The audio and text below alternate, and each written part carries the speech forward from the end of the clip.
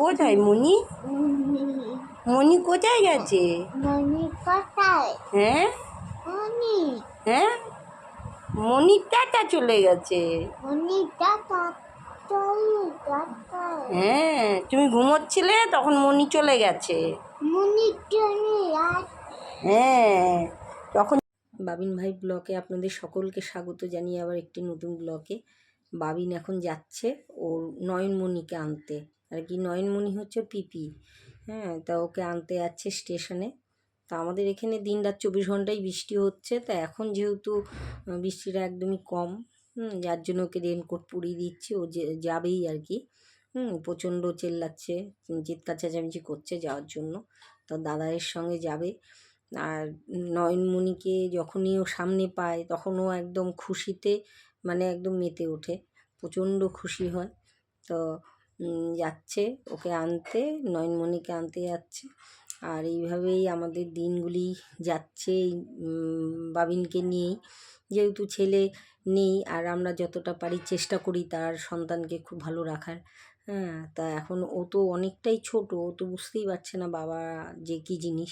যাই হোক, পরে হয়তো ওর অনেক প্রশ্ন থাকবে যে পাপা কই, কিংবা পাপা কী করে কী হয়েছে না হয়েছে। ওর মানে অনেক প্রশ্ন ওর ভেতরে থাকবে। তো যাই হোক, ততদিন যদি ঠিক থাকি কিংবা থাকি আর কি এই পৃথিবীতে, তবেই দেখা যাবে। তা যাই হোক, এখন আছি তাই দেখছি, এইভাবেই আমাদের চলছে।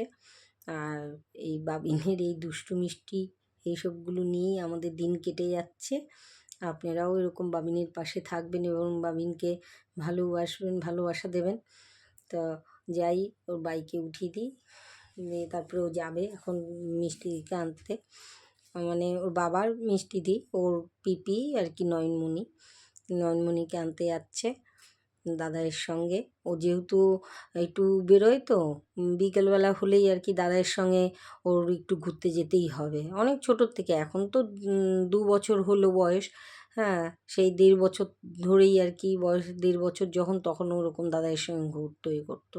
তার নয়নমণিকে নিয়ে আসুক, তারপরে দেখি কী অবস্থা। এই যে নয়নমণিকে নিয়ে এসে আসার সঙ্গে সঙ্গে ব্যাস আদর খেতে আরম্ভ করে দিয়েছে, প্রচণ্ড খুশি। তো এইভাবেই চলছি, এইভাবেই চলতে থাকুক। আর কিছু জিনিস আর কি, দিদির বড় ছেলে গেছিলো থাইল্যান্ড, সে আবার চকলেট, বাবিনের গেঞ্জি, প্যান্ট এগুলো নিয়ে এসছে। ওরা কোথাও গেলে আমাদের জন্য আনবেই, আর আমরাও গেলে একটু টুকিটাকি নিই। আমাদের যে এইভাবে ভালোবাসে এবং মাসি মেসোর কথা মনে রাখে ওরা আর কি, এখনও পর্যন্ত মানে প্রচণ্ড ওদের ভালোবাসা, এবং আমাদেরও ওদের প্রতি প্রচণ্ড ভালোবাসা। তো এইভাবেই চলতে থাকুক। আর আপনাদের কাছে এইভাবেই সব কিছু শেয়ার করে মনটাও ভালো লাগে। তা যাই হোক, ওই দিদি বাড়িতে দুধ রাখে, দুধ ওদের একটু বেশি লাগে। তা সেখান থেকেই দুধ থেকেই সর বের করে ও জাল দেয়, নিজে খায় না, গন্ধও সহ্য করতে পারে না।